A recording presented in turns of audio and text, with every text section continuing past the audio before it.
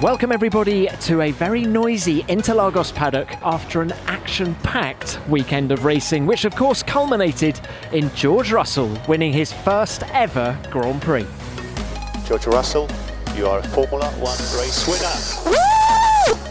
Come on, team! 1-2, unbelievable! Time! George Russell, a Grand Prix winner. This is just the beginning, guys. This is just the beginning. Woo! George, huge congratulations. You've no doubt dreamt of this moment. Tell us about the reality. Yeah, just so many emotions. I think dreamt of this moment for sure, many times, and you never really know how is going to pan out. And I think the race was well managed, everything was under control. I knew how quick Lewis was, and when that safety car came out, I thought, God, this is going to be very tricky now. But put together a really strong string of laps, very little sort of mistakes, and the pressure Lewis was putting in was immense. But just so proud of the whole team. This progress we've made since the start of the year is just unbelievable, and what a boost it's going to give us going into next season. Coming into this race, were you calm? Were you nervous? Did this one somehow feel different? I was pretty relaxed, to be honest. If you have the mentality that if you just do everything right, make a clean start, do your thing, get into the groove, then you can win this race. And I knew having Lewis alongside me, Max in my mirrors, it was not going to be a straightforward race, but we believed, and we were having a lot of conversations this morning as a team, strategically how we're going to try and tackle getting this victory for the team, and to come away with a 1-2 is just unreal. You nailed the big moments, both the start and the restarts. Just how tricky was it to get them right? Yeah, definitely tricky for sure. But you just have to go through the process and treat it as if it's any other. And there was a sort of a moment in the race where I was looking a lot in my mirrors, seeing Lewis there, but I sort of realised I just need to look forward now, and the only way I'm going to win this race is by looking ahead, driving as fast as I can, making no mistakes. My engineer was on the radio giving me the gaps probably 4 times a lap, and it was always between 1.1 and 1.3, 1.1, 1.4, 1.1. I was like, it's just, I just wanted that little extra half a second buffer. But it was only when I came into sector 3 on my last lap that I knew we'd got it. How are you going to celebrate this one? I was talking to Carlos just now. We're on the same flight tonight, going direct to Abu Dhabi, so it's a 15-hour flight. So, I think we've got... I said drinks are on me. I think they're free on the plane, aren't they? That's why they're on me. Yeah.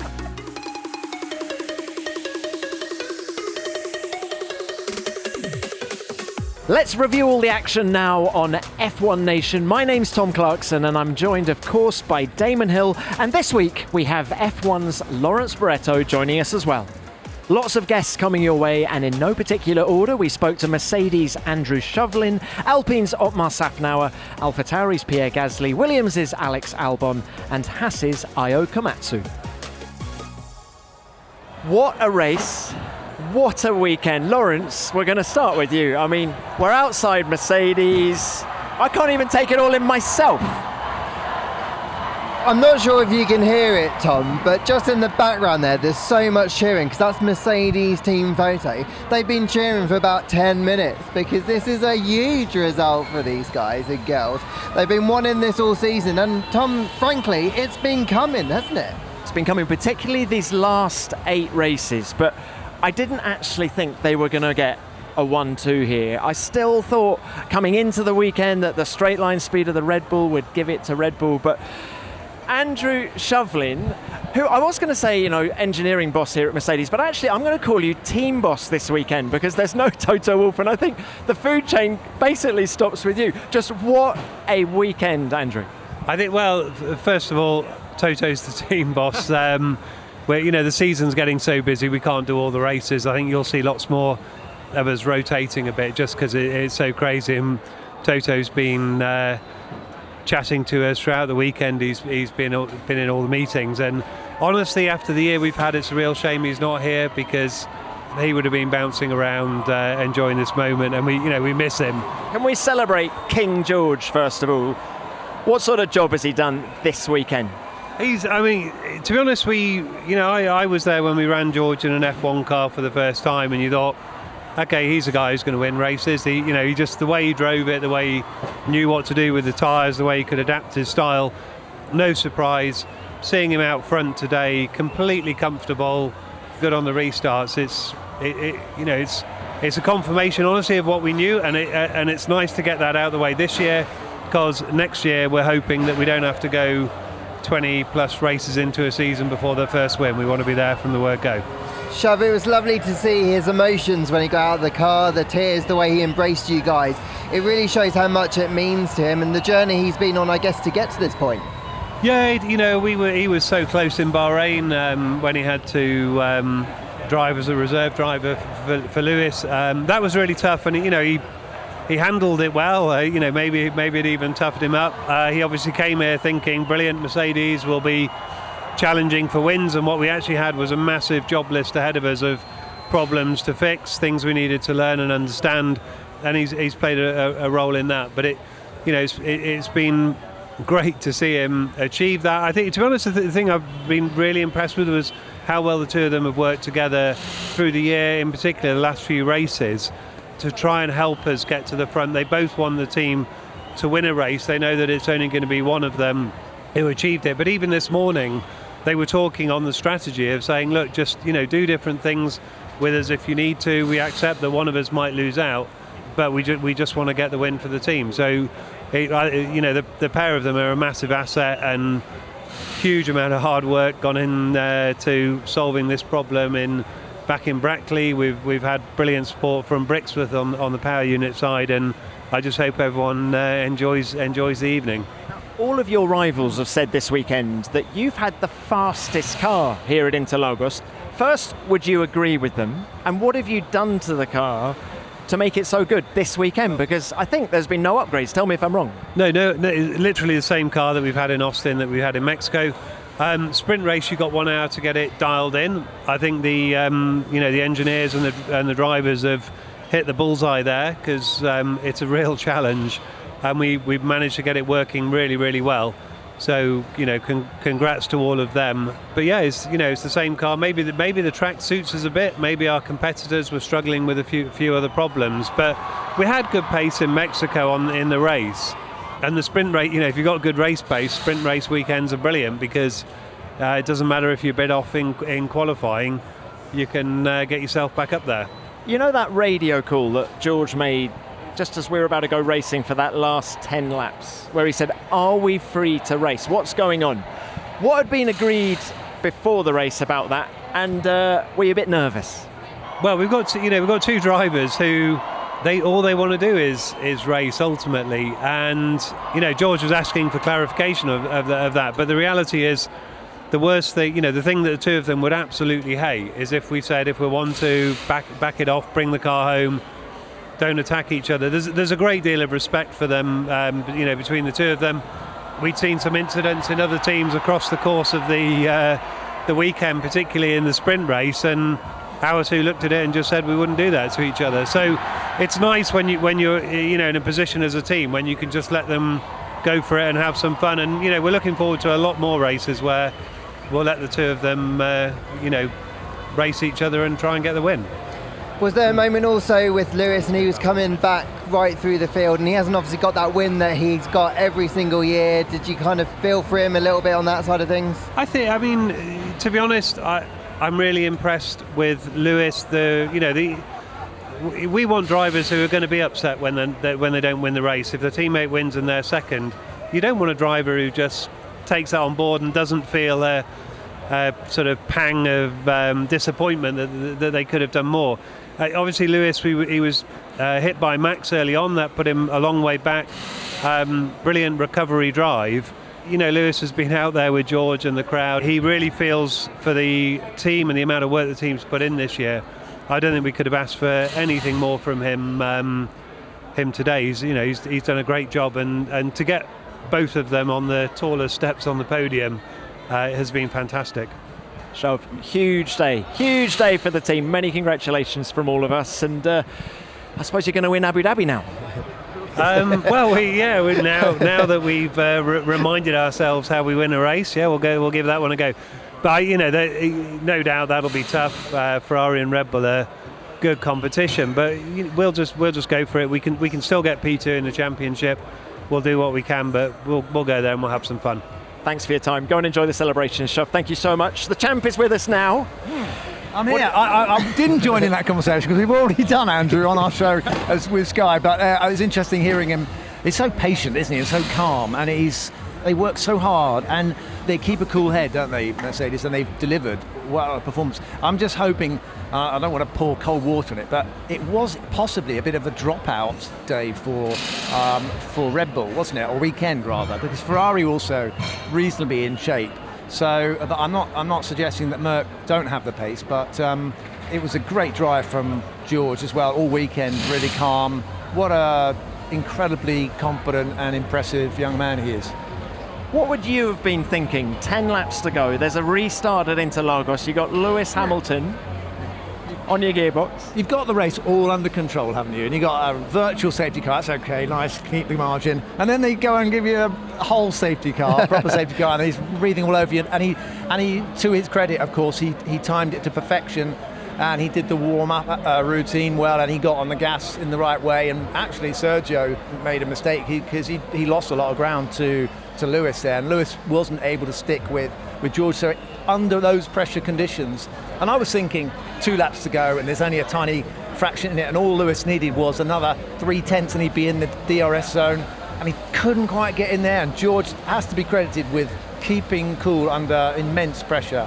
7 times world champion behind you, breathing down your neck, and you know it's his team, but George, he delivered, and he knew he had to do what was right for him, and he did a beautiful job. Lawrence, were you surprised by the pace of Mercedes this weekend? No, I think it's been coming, to be honest. I think Austin, Mexico, I think the pace has been there, and strategy calls haven't really gone their way and things haven't worked out. So I wasn't surprised. I think this would have been a circuit they would have looked at and thought they would have had a chance. I think I was surprised at the gap between them and Red Bull, and like Damon was saying earlier, Red Bull did kind of drop the ball this weekend. They really struggled, didn't understand the tyres at all, and it's very rare that we've seen that from them this year. And we kind of needed that earlier in the championship, didn't we, to try and make it a little bit more exciting. Towards the end of the race, it went from stinking hot at the start to cooling off quite a lot. And they just, maybe they're too kind on their tyres. Maybe they've actually got the setup so good that they can eke out lots of time with their tyres. But when the track cools off, they're not able to get them into the operating zone. I don't know. I'm not an engineer. Can we wind the clock back to Hungary 1993? You actually dominated that race. It wasn't nearly as close as this, but it was your first win. How do you remember that? Well, the guy that was second was, I'd lapped him. I can't remember. There was no one else on the same lap. I don't know. So it wasn't a pressure race for you, but it was your first win. Just what did that do for you, and can you see it working in the same way for George? Well, very immediate. The immediate effect was I got a lift back in Frank's jet rather than having to go to the airport and fly commercial. You can come on my plane now. Yes. And a little short story was there was this Mr. Magoo helicopter they had in Hungary at that time. I think it was an ex-Russian thing. We all got a lift in that helicopter to the airport. So there's Adrian, Frank, Patrick, myself, all the key personnel of the team in this rickety old helicopter that you could see had been painted by hand, by a brush, on the inside. And when we landed, Patrick Head said, Frank, I don't think we should probably all travel together in the same helicopter next time. It was a bit late to tell us that when we landed, but anyway, we all got home safely. But from a confidence point of view, were you a very different driver at the next race? Oh, sure. I mean, there's these thresholds, aren't there? There's guys who have tried their best, they tried everything and they haven't managed to deliver or get lucky enough to win a race. And then there's us guys who managed to go over that line. And the next line, of course, is multiple Grand Prix and a World Championship. And that's the World Champions thing is the big one. I mean, you can withstand the pressure for a weekend, as George has done. But what these guys do, year on, year out, Michael Schumacher's, they withstand the pressure year in, year out, and deliver championships under that immense stress. And you have to learn to manage your life, because you can't take, Alan Prost, I think, was very anxious, and he was told by Jack Lafitte once, we need to go fishing, man. You need to chill out somewhere. You can't just keep this pressure up all the time. You spoke to George Lawrence after that race. How was he? How emotional? I mean, I think we saw tears on the podium, but what was he like when he'd had a bit of distance? He still had tears in his eyes. I mean, I've spoken to him after he scored points for Williams. I've seen him emotional before, and these kind of results really mean a lot to him. You can see how much it affects him. He's been talking a lot about the support that his family gave him, how much his friends have given him, how much Mercedes have given him over the years. And I think all of those emotions are still kind of sitting very raw in his mindset as he crossed the line, and it means so much to him. I think there's been that time in Bahrain when he had that win, when he stood in at Mercedes and it didn't happen, and I think that hurt, and I think it took him a long time to get over it. So for today, for that to come through and for him to get that win finally was huge. That's absolutely right, and it would have been an absolute fairy tale story if he'd won his first Grand Prix in the top line opportunity like that. But in some ways, I believe in fate. I believe that it's better that it didn't, because Why? Hang on. Why? Meanie. Because it's a hard road, and if it comes too easily, I don't think you appreciate it as much. And I think that it made him realise how much he really wanted it, even more than he had before, to come that close and lose out in the way he did.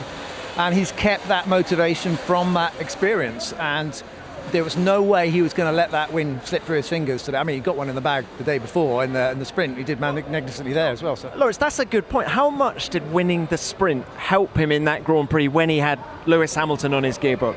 I think loads. I mean, he was overtaking a Red Bull. Like, that doesn't happen very often this year for anyone, really. And for George to do that, I think was huge. But I think we shouldn't forget that, George has had the better of the year of the two Mercedes drivers all year, isn't he? He's been the stronger of the two. So even when he had Lewis, breathing down his neck at the end, I'm sure he still had the confidence to think that he could hold him off. Loz, that's a really good point, because he's actually won that teammate battle. I think for Lewis to beat George in the championship now, he has to win with fastest lap in Abu Dhabi and George not score any points. So George has pretty much done that intra-team battle. But isn't that significant? He's come into a new team that has been Lewis's for so long now, and he's come out and he's going to beat him in the head-to-head.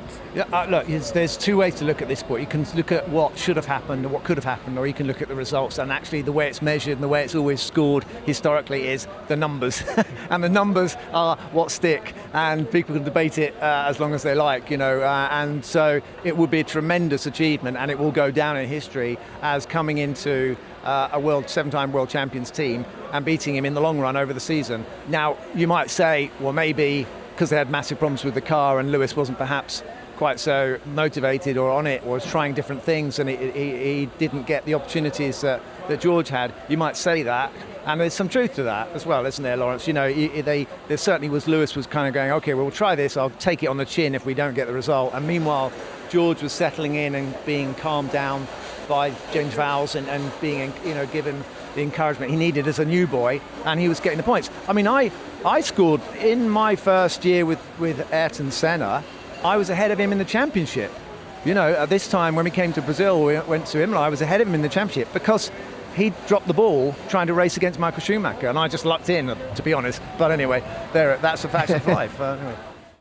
This episode is sponsored by Athletic Greens. I started taking AG1 because getting sick while travelling from race to race is just not an option for me. When the F1 season is in full swing, I need to know that my immune system is strong and my energy levels can keep up with my busy schedule. And I realised that a reliable multivitamin that I could easily carry with me would be my best option. AG1 is one of the most nutrient-dense green powders I've tried, and it comes in a handy travel-safe pouch, so I can take it with me wherever I go. And it's made of only the best ingredients. You won't find any GMOs, nasty chemicals, or artificial anything here. It contains less than 1 gram of sugar and has a really nice tropical taste to it. With just 1 scoop of AG1 daily, mixed in water, I'm absorbing 75 high-quality vitamins, minerals, whole food source superfoods, probiotics and adaptogens in one go, and it's much more convenient and cheaper than buying all the different supplements separately. Not only has AG1 kept me feeling good while travelling, it's got a ton of other benefits too.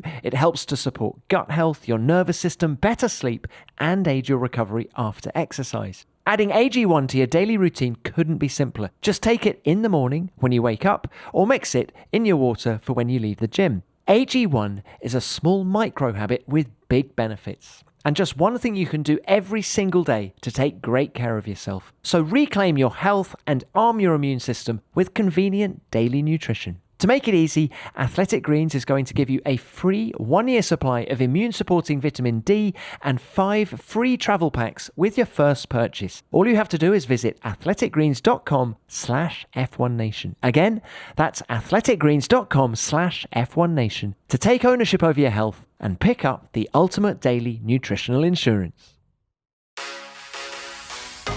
We've just been ushered into the Alpine hospitality area. It's been a bit of a feisty weekend for Alpine, hasn't it? Shall we go and have a word with their team principal, Otmar Szafnauer? Esteban Ocon wants to dive down the inside here. Fernando Alonso's waiting. Esteban Ocon on the inside of his teammate forces Fernando Alonso wide. They make contact. The two Alpines but manage to keep going. I lost the winner thanks to our friend. Esteban, I don't want you fighting with Fernando. Is that understood? I need to pass Vettel now. I won't fight Fernando. That's fine. You can pass Vettel. I do not want you fighting Fernando, as long as that's clear. We've walked into the hospitality and Otmar is currently just preparing his quote for the team press release. It was quite a tasty quote after the sprint race yesterday, Otmar. I'm guessing it's better today. It is better, and it's better for everybody, and there's smiles all around. So what that should teach us and those who didn't play the team game yesterday is that it's also better for them. They're part of the team, and we scored good points today, and everyone's happy. So why not do that yesterday? Definitely good points today, but can I just wind it back to yesterday? What do you, as the boss, say to two racing drivers when they perform like they did in the sprint? Well, you have to, and it was, I would have said the same, but it was Laurent Rossi who gave him the talking to in the briefing yesterday. And, he just made the good points that this is a team, and we've got over 1,000 people between Viry and Enstone working tirelessly to give them the equipment, the car, the upgrades that they all long for. And then they have to play their part as teammates too, to bring the cars home and score good points, which is what he said. And he also told them that they're privileged to be racing car drivers, and if they had any other job in the company and they did something like that, they would be let go for gross misconduct.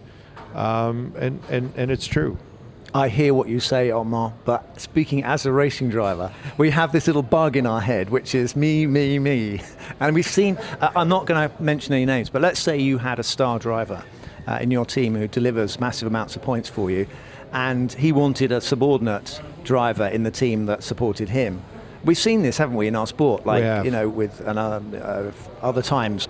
We've seen this other way of going racing where you have the lead driver and then they turn out to take over the team. Do you think that's the right way to attack championships? No, I think if you're trying to maximize the team effort, the drivers have to be part of the team. And even though there is that me in their head, as you say, sometimes you've got to put that aside, because even you are better off when you don't think me.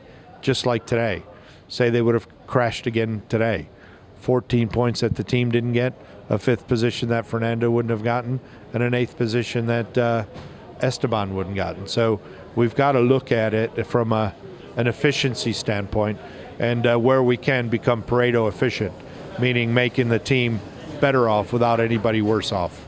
Now you've got plenty of experience, Otmar, haven't you, of battling drivers who collide, back at Force India, Sergio and Esteban.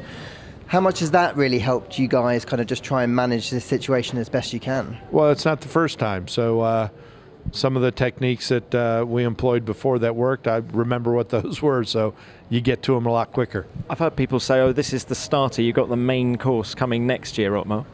look, the most important thing for next year is we improve the car even more relative to our competition. And if the car can be even more competitive, it will make it even easier with the driver pairing. The good news is we have 2 fast drivers that are still young and yet experienced. Was it 2022? You've got to win the championship by 2026, I heard. Is that right? Yeah, we'll do it. Okay, well, you got plenty of time. We got plenty of time. Otmar, many thanks. Great result for you guys today. And that 4th position in the Constructors' Championship is looking closer. It's looking better, yeah. We can rest a little bit easier, but, like Yogi Berra said, it ain't over till it's over. Love it. Otmar, thank you so much. Thank you, Alpine. See you at the next one.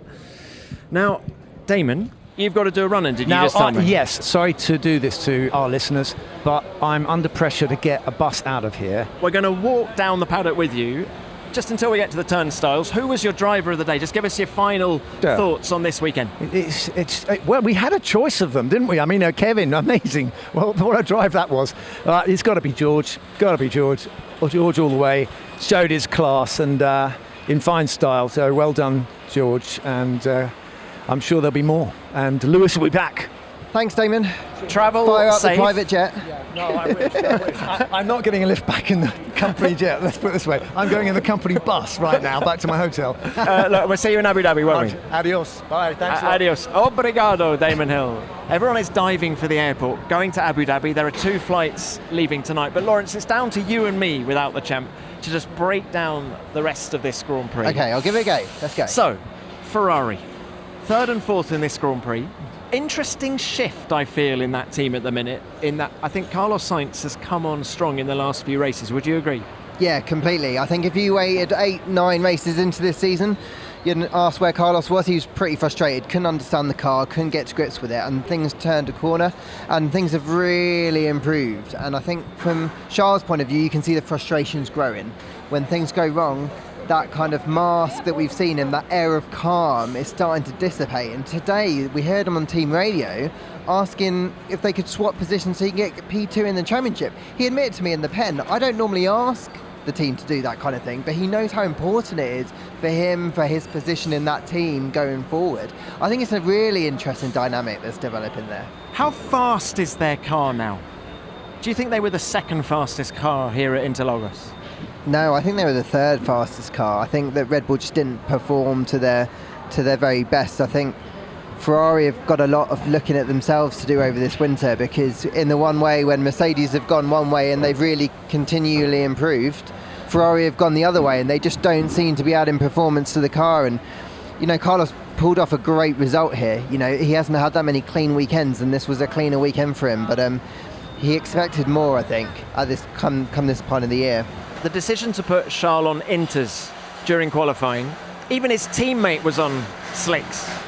I don't really know what to say, Tom, because when you look at it on the outside, it made no sense at all. All the forecasts didn't link up with their decision to do that. Laurent Mekies was talking about it afterwards, and he was saying, well, it made sense to split the decision, but surely, if it's going to do one whether or the other, you go with the one you genuinely think it's going to be. And that was the first moment this weekend where you really saw Charles frustrated, at the situation. And today, I think that was probably just him boiling over again, because this has happened far too many times this year, and it's starting to, the cracks are starting to show, and it's genuinely starting to affect Charles, I think, in terms of how he feels about the team. I can't help thinking that Charles needs to be a little more assertive within the team, because it seems to me he has more issues strategically, and I include tyre choice in that, than his teammate. That's always been Carlos's strength, though, hasn't it? I think he's always been very forthcoming in saying, I want this, I want that. Maybe he lays it all out in a more methodical way in the briefings before they go into the race. But on the radio, yeah, you're right. Charles has maybe been someone who relies on the team. And actually, in this day and age, in Formula One, generally speaking, that is the right thing to do. They do have all the data. But there's been so many occasions now where it hasn't worked out for Charles that I do think he has to change the way he goes about his racing. Look, it's easy for us to say that. We're not racer drivers. It's going to be harder for him to do that, to change the way he goes about racing. But I completely agree. He's got to start being more assertive.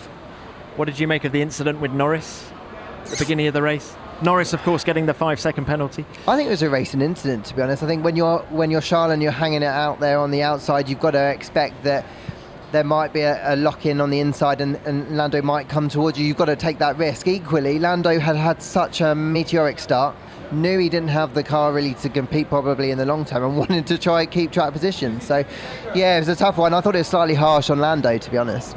Let's talk Red Bull now. And I want to start with that radio call at the end of the race. Max, if we don't pass Fernando on the exit of 12, can we let Checo through, please? Let Checo back through. Okay, if Max does not pass Fernando, he'll let you through on the exit of turn 12. Yeah, don't worry about the DRS, Max. Let Checo through. Let Checo through. So Max will let you through. Max, let Checo through, please.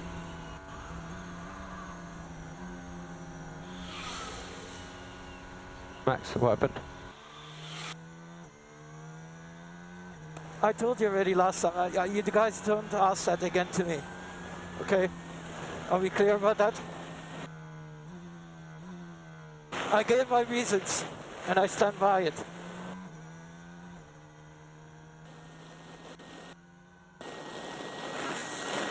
Yeah. Thank you for that, guys. Thank you. I'm sorry about that, Checo. We'll debrief everything afterwards. Yeah, it shows who he really is. Max Verstappen was asked to let his teammate through to help him in the championship, and he didn't. No, and I asked him about that in the TV pen. Now, for absolute clarity, what normally happens is the driver comes straight to the TV pen, and then they go to speak to the engineers. But this time, Max went straight to the Red Bull hospitality and actually didn't come to the TV pen for 10-15 minutes. So when I asked him about that, he said, oh, we've actually just discussed that message, which I thought in itself was interesting, because surely that's something you would have discussed before the race.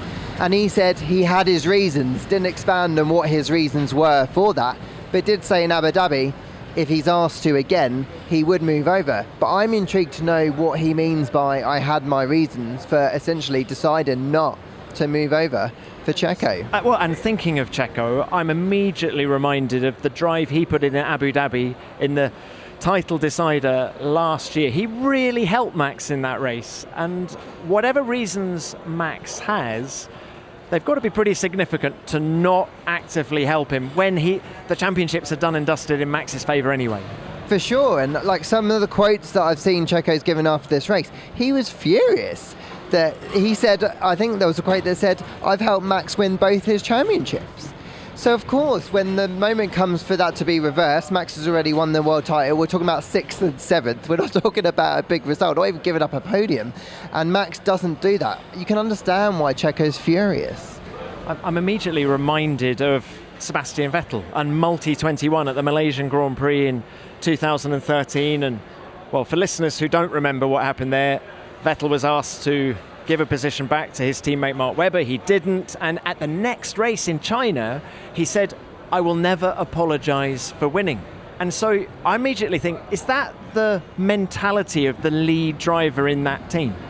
Well, I think the very fact that you've just described him as the lead driver is an interesting thing, because I think Checo always would have thought that he's got a chance there, but I think that's exactly the scenario that they've got at Red Bull. And look, I guess maybe to be a world champion, you have to take that approach. You have to never give anything away, because you don't ever want to give someone a chink in your armour to maybe in the future come back and go, well, you did it then, you should do it now. And Max wants to win that badly. Yeah, and as Damon was saying to Otmar, me. Yeah. That is the mentality. Look, and what about the pace of Red Bull? As I said right at the start of the show, I came here thinking that the 2 long straights here would really favour them. And yet it seems Mercedes had the pace, genuine pace to beat them. Well, if you were looking at the performance on Friday in practice, it was 0.3 of an advantage that Red Bull had over Mercedes in that final sector alone. And that's the low drag where Red Bull should have had it. So actually at that point, I think it was pretty fair for everyone to think it was a Red Bull weekend again. But as the conditions changed over the course of the weekend, there was some destabilisation with the weather in qualifying, and that mixed things up as well. And suddenly, for the first time this year, Red Bull just didn't really seem to have an understanding of the tyres. And I think with that in mind, and look, I guess it's got to happen at some point, you can't get it right every weekend, they didn't optimise this weekend, and Mercedes did, and I think that was the difference. Mercedes might still not have the outright fastest package, and they definitely don't. But I think the very fact that they basically didn't make a mistake this weekend, did they? I don't think. They got everything right strategically, and finally they were rewarded for it. Yeah, and had Checo been on the soft tyre at the end of the race, I think it would have been slightly different for him. He did struggle being on the medium, but even then, though, they still didn't have the pace, did they? I still don't think they could have gone after the Mercedes. And I know when we were talking to Christian on the grid before the race today, and he was talking about how Mercedes were looking so quick and they look unbeatable, and this was the kind of language that we haven't really heard from them this year. And I thought it was interesting that they clearly had seen in the data that there was a deficit between them. The sun might be setting on 2022, but just like the teams on the grid, there's still plenty to play for if you want to finish the year strong. That's especially relevant if you run your own business, because small business owners know that in order to achieve your goals, you need to have the best teammates by your side. If you're looking to grow your business and expand your team, the best way to do it is with the help of LinkedIn Jobs. LinkedIn Jobs can help you find the right people for your team faster and for free in just a few simple steps. All you need to do is create your free job post online and make sure you use their built-in tools like screening questions to ensure you're targeting the best people with the required skills and qualifications for the role. This can help you quickly prioritize who you want to interview and hire, and once you've created your post, I highly recommend adding the purple hiring hashtag frame to your own LinkedIn profile to let your network know that you're hiring so they can help spread the word too. When hiring is made simple like this, it's clear to me why small businesses rate LinkedIn Jobs #1 in delivering quality hires versus leading competitors. I know I'd want them on my side. LinkedIn Jobs helps you find the qualified candidates you want to talk to faster, so post your job for free at linkedin.com/F1Nation. Again, that's linkedin.com/F1Nation to post your job for free. Terms and conditions apply.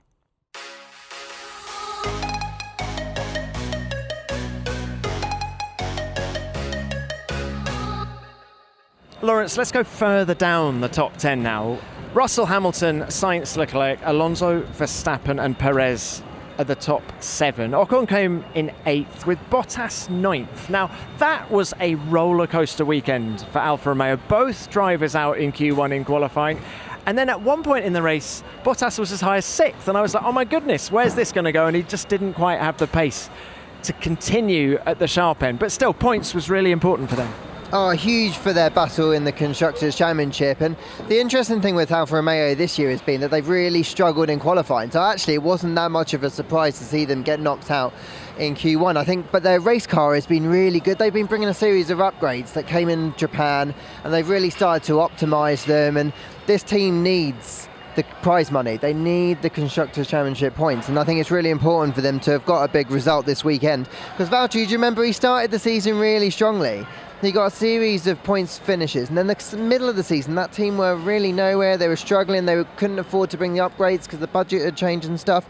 And now look at them. They've really finished the season strongly, and I think that result for Bottas was a great one. What was it? It was 50-odd points in the first 9 races and 2 or something like that in the second 9 races. So you're bang on right. Great to see them back up there, and they're now 5 points ahead of Aston Martin in the Constructors' Championship, sitting in 6th. 1 race to go. I'm trying to imagine who's going to have the faster car in Abu Dhabi next weekend. Bottas is a bit of a king around Abu Dhabi. He goes well there. If you're a betting man. Oh, I'm going to put it on Alfa Romeo actually, because even though Aston Martin, particularly with Sebastian behind the wheel, have been pretty mega these last 3 or 4 races, I think fundamentally the outright pace of the Alfa Romeo, I think, should be enough around Abu Dhabi, Yas Marina, that type of circuit to really hold on to P6 and the Constructors. But I think the beauty of it is it's not clear cut. These teams are 2 of the teams that have really come on in the final part of the season, and I think that makes it really exciting. Does indeed. And then Stroll in 10th and Vettel in 11th. Now, Vettel was going Vettel has made really good starts this year. Yeah, he has. And at one point I thought he was in for a good points haul. Yeah, so did I. Like, he was up kind of towards P5, P6 in the field and moving forward, and he felt very comfortable with the tyres at that stage of the race, and then they swapped over and he didn't get on with the tyres so well, and so often is the case actually this weekend if you ask teams and drivers. You go from one compound to another and it can feel like a different car, and I think that was the frustration for Sebastian. But I really wish Sebastian wasn't retiring, because the performances that he's been putting in this year have been really, really strong. Just been talking about Aston Martin, but we've also made our way down to Haas, and Ayo Komatsu, who's the engineering chief here. What a weekend! I know it's a frustrating end today, but can we just wind it back to Kevin Magnussen's qualifying lap on Friday? How good was his lap, and what did it mean to the team? It just means the world to the team. Obviously, this is the first pole position for the team and the first pole position for Kevin, and the lap was good. And in terms of operations, I think whole qualifying, if you look at Q1, Q2, Q3, whole sessions, I think we put the right tires, the right timing, right fuel load, right number of laps. So everything operationally we did pretty well. So I think we can take lots of confidence from that qualifying session that, given the circumstances, we can do that level of job. So yeah, very happy. And how did it feel when he was leading those opening 2 laps of the sprint?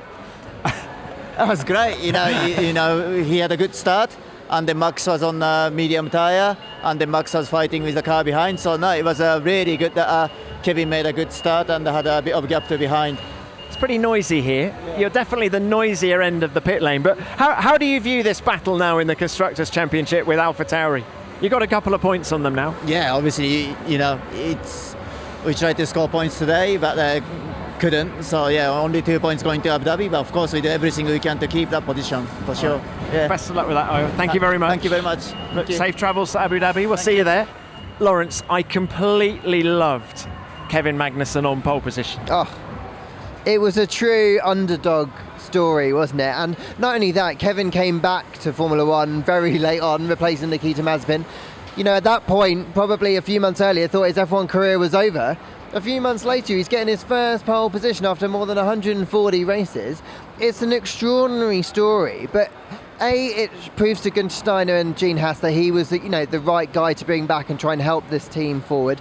But he's still got plenty left in the tank, and there's been some tough races this year, but just talking to him this weekend, the smile is there's colour in his face. He's so excited by the prospect, and he knows that if this team keep going in this direction, it could be a really, really fruitful experience for him and that American team going forward. Simone Resta, their technical director, says that this year's car was a compromise because when he should have been focusing on the car, he was having to build up the technical department in Maranello, where they're based.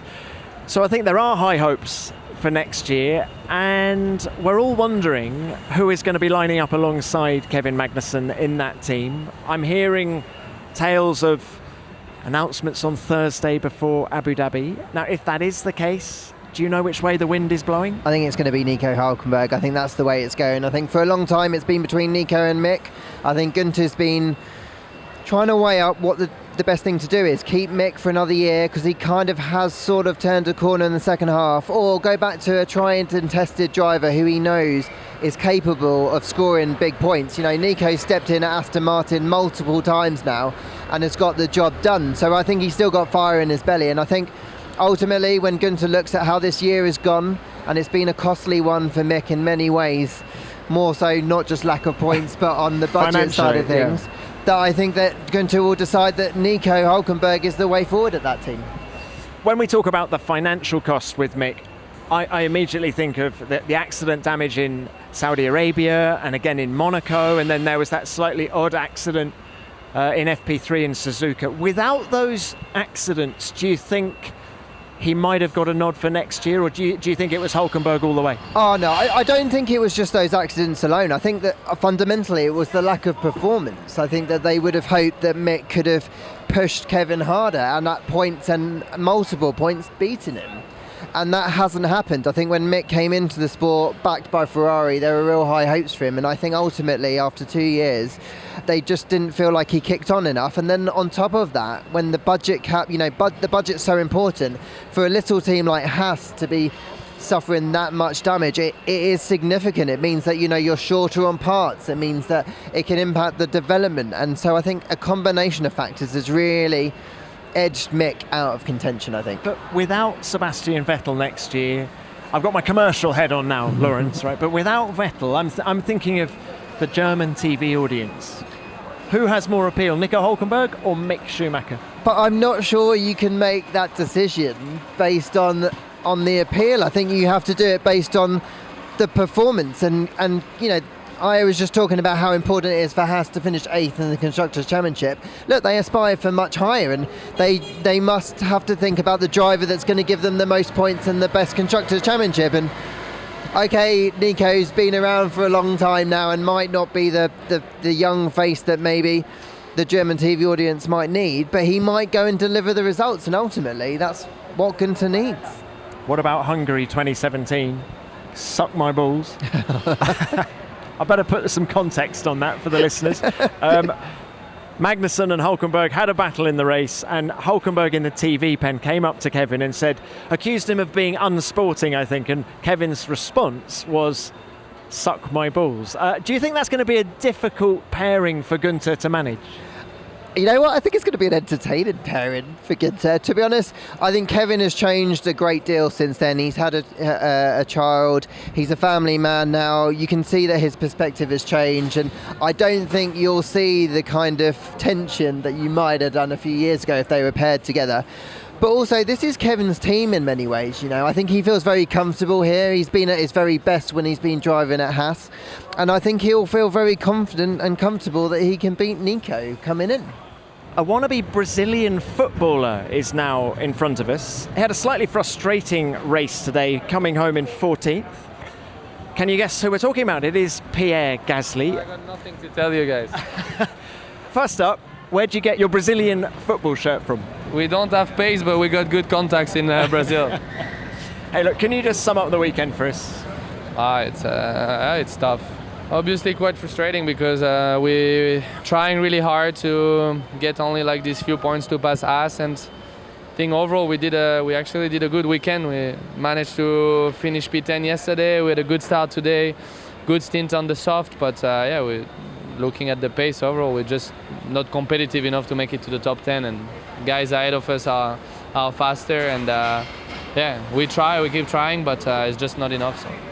Where's your mindset at the minute? Are you actually all focused on 2023 now? No, I'm all focused on 2022. I'm not gonna lie, I'm not even thinking about next year, and that's why I also take it personally, and that's why I also get so disappointed like that, because I'm really trying my best and inside the car every single lap, and it's like sometimes we have hopes, like after the start I think we're running P8 or P9 and kind of hope, okay, it might be an opportunity, and then as the race goes on, then we realize, okay, Alpine, even Alonso starting God knows where from center of Sao Paulo overtakes us after 20 laps, which is obviously like good news for me. I'm happy to see them performing like that, but then Valtteri definitely faster than us, and the Aston as well, so we try, but doesn't really pay off.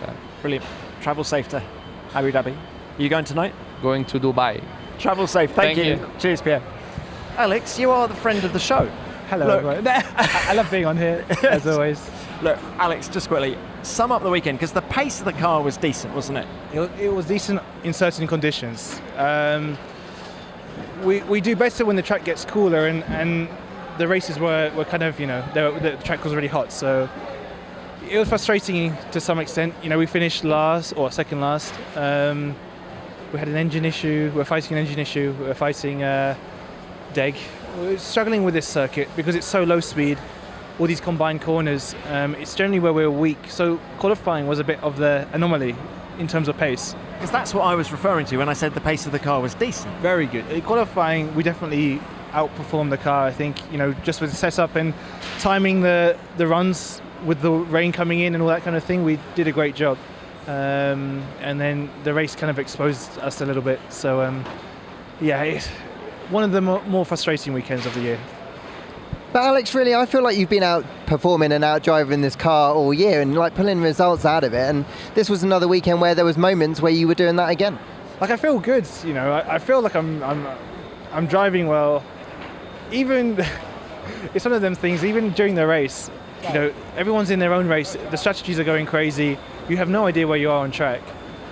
But I'm feeling good. Like I'm feeling like I'm controlling the tires. I'm doing the right job, and it's one of them things where you realise, at the time I was hoping I was fighting Pierre, because I knew Pierre was edging around the points, but actually I was fighting Yuki, and so I knew I was actually in 16th or 17th. But that's how it is, you know. Sometimes it goes like that. So we don't want to be here all the time, and of course, you know, for the motivation for everyone, not just for myself, but for the team, we want to be up at the front end, in the midfields, always nipping on the points. That's what excites us. And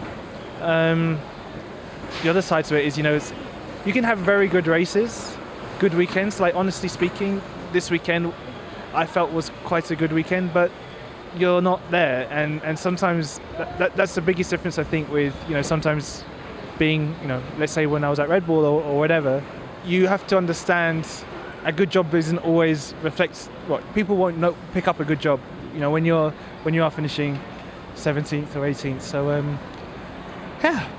Hey, time to go to Abu Dhabi. Time to go to Abu Dhabi. Just quick one, please, for your friend George. Super happy, yes. Yeah. He's busy now, I'm sure. I tried messaging him, but no reply. Are you on his flight to Abu Dhabi tonight? I feel like that would be a party flight. It is going to be a party flight. Carlos Sainz has already said he's buying the drinks. George said, yeah, but the drinks are all free on the plane. He said, yeah, that's why they're on me. George is the stingiest man I know. That's what, I'm going to leave it as that. He is unbelievably stingy. I'm going to find a way for him to pay for drinks that's not for free. So yeah. Alex, thank you for stopping by. No worries. As always. Safe travels, Thank you. and we'll see you in Abu Dhabi. Cheers. It must be a weird thing, Lawrence, how, you know, your friend, they're very good friends, Alex Albon and George Russell, and suddenly, as good friends as they are, it's a competitive rivalry as well, isn't it? And as he just said, he finished last in this race, his mates finished first. I just wonder if there's in any way some sort of mixed emotions there, sort of, you can see your friend's career accelerating to the stars, and Alex is thinking, gosh, I hope Williams can come up with a better car next year. It's just different. It's just different. It is different. I think that Alex is an ambitious guy. I think, of course, he wants to be winning races, challenging for podiums on a consistent basis. But, he's had that opportunity at Red Bull. He knows how tough it is and how things can't always go right. And also, he's really good friends with George. Like, they genuinely are proper friends. Off track, they talk all the time. George genuinely played a key role in Alex getting that seat at Williams. You know, George rang the drum, said how good Alex was, really sung his praises. They've got a great relationship, but of course you're right. He's looking at his mate going, he's winning races and I'm not, but he's young, he's got plenty of time. This episode is sponsored by NordVPN. If you're finding yourself increasingly concerned about cybercrime and online security, you're not alone. We spend so much of our lives online these days, working, shopping, or accessing our banking information. If you're not tech savvy, it can be difficult to understand how you can keep your privacy and data safe from hackers. NordVPN is the quickest and easiest way to give you peace of mind when using the internet. All you need to do is download the app and connect with one click for immediate protection or enable auto-connect, and you're free to browse the internet without fear of hackers, malicious sites, or pop-ups getting at your data. If you're worried about your internet speed being slowed down while using it, don't worry, because NordVPN has that covered too. It's the fastest in the world, so you won't experience any lag or buffering. You won't even notice it working away in the background. You can connect up to 6 devices with just one account, and it's compatible with every major platform: Windows, Android, iOS, Mac, and Linux. And it will only cost you the price of a cup of coffee each month. So grab your exclusive NordVPN deal by going to nordvpn.com/F1Nation to get a huge discount off your NordVPN plan and 4 months for free. It's completely risk-free with Nord's 30-day money-back guarantee. That's nordvpn.com/F1Nation.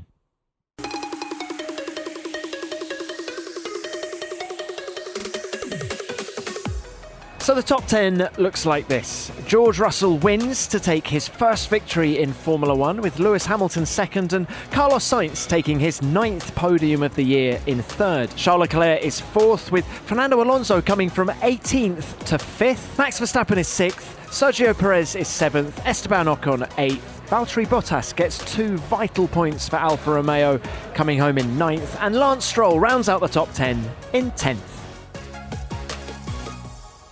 Well, Lawrence, that was the Brazilian Grand Prix. We asked Damon before he left us who his driver of the day was. And of course, you guys at home, the fans, voted for Lewis Hamilton. Would you go for Lewis as well? Who's your driver of the day? Oh, I think it's George, because you know what? I think there were would have been a billion things going on in his head at that moment. He's been here before and it hasn't worked out. He's been better than Lewis all year overall, and he will have wanted to get that win today. And then with Lewis breathing down his neck, even and the team telling him it was racing, he had to keep it pointing in the right direction. He nailed 2 safety car restarts on a very difficult track to do a safety car restart. He was phenomenal today. I think it just shows. He said it was just the beginning, you know, and I think it's more than just the beginning for Mercedes. I think it's just the beginning for George Russell.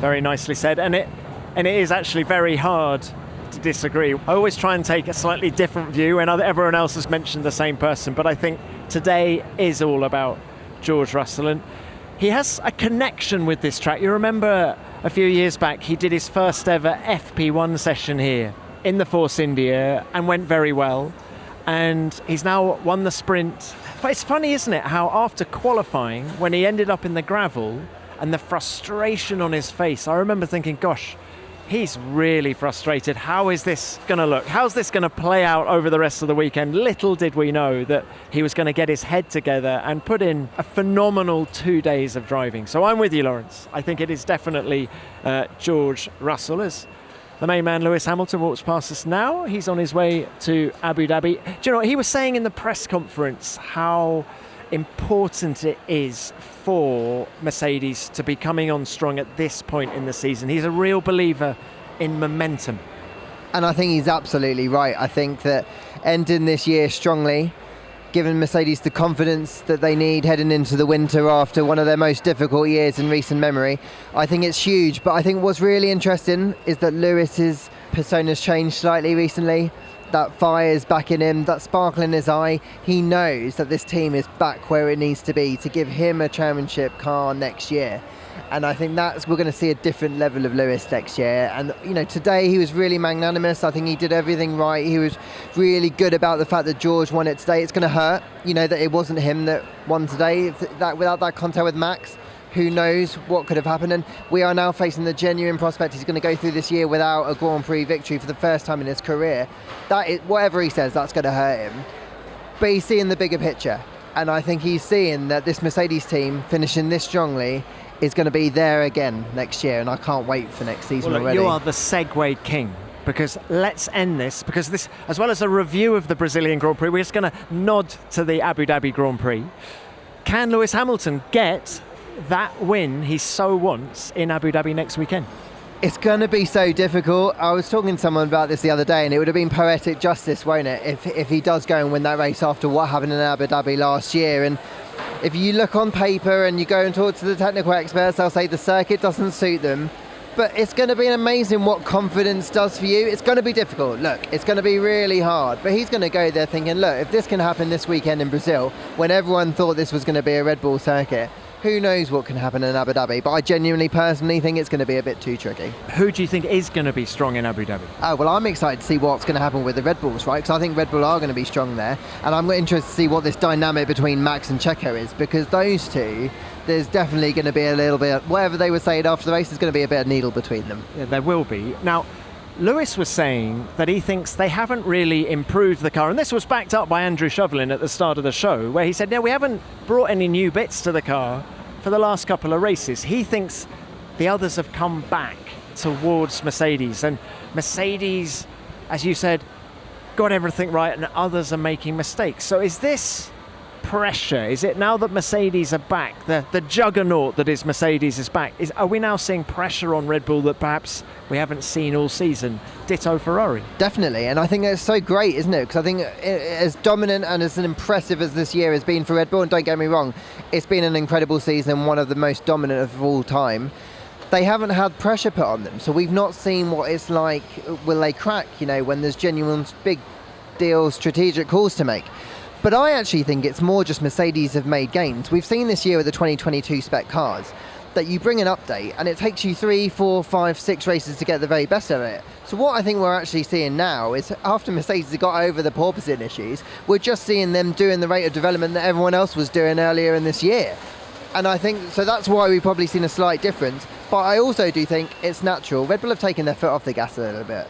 The reality is they've won both championships already. Whether they're doing it deliberately or not, it happens naturally. Yeah. All right, so things to look out for in Abu Dhabi next weekend, dear listener. We've got Leclerc and Perez equal on points in that battle for P2. Of course, poor Checo still probably thinking, if only I'd been let through, if Max had let me through, I'd be ahead of Leclerc. But that's definitely something to look out for. And I'm still intrigued by this battle for P4 in the Constructors' Championship, although that seems to be going Alpine's way. As for Mercedes and Ferrari in the battle for P2, they are, what are they, 19 points behind now, Mercedes, behind Ferrari. Do you think Ferrari are resting easy at the minute? I think that coming into this weekend they probably were. Leaving this weekend, no, I don't think they are rested easy, to be honest. I didn't think that Mercedes could have made the kind of dent that they did today, and actually they were Ferrari very fortunate. Charles didn't suffer so much damage when he hit the barrier and managed to recover to P4. They're actually very fortunate. I think they'll be a little bit worried. That's still quite a big points deficit to get over, but Mercedes have got the momentum right now. So lots to look forward to next weekend. Lawrence, thank you so much for your time. It's been great to go through the race. The crowd, the atmosphere here, it's just unique, isn't it? Interlagos is something else. It is, and the thing what I love about Interlagos is it just delivers year in, year out. I'd be happy having 24 Interlagos races because look, Lewis has made up so many places, hasn't he, over the last couple of years. This track just promotes great racing. The fans are incredible. It's a real, true, historic venue, and everyone's loving being here. So yeah, I've loved it here. Thanks for having us. Right. Hey, final thought then. We've got 6 sprint races coming next year. Interlagos has to be one. Oh, for sure. Give me 5 others. 5 other venues for the sprint next year. That I'd like, right? Yes, so we're just throwing this out there. This is Lawrence and Tom's, where we think the sprint would be best placed in 2023. Interlagos, yes. I thought Austria was a good place. Austria was great. I think Canada would be great. Oh, great one. Good shout. Where else can we Monza? go? What are the criteria we want? We want overtaking, don't we? We want different things happening in the sprint than in the Grand Prix, and I think that a circuit like Canada doesn't allow for overtaking. It didn't quite work, did it, when we had a sprint at Monza? It just didn't quite deliver the kind of racing. We want a circuit where 1 hour of practice makes the rest of the weekend challenging, and I think that a circuit like this in Interlagos, that's exactly that. I'm pointing at you because Baku. Oh yes. Can you imagine 1 hour of practice there, yes. Drivers still learning the track, thrown into qualifying, that long pit straight. I like that. And also, why not? Let's just go for Las Vegas, no? Las Vegas, I mean, it's going to be the biggest event on the calendar anyway. So we may even make it even more spectacular. That will be awesome. Brilliant. Well, look, Lawrence, thanks again. It's been great to have you on the show. And of course, F1 Nation will be back next Monday with all things Abu Dhabi. So please join us then. But thank you for listening. And for now, F1 Nation is produced by Formula One and Audio Boom Studios.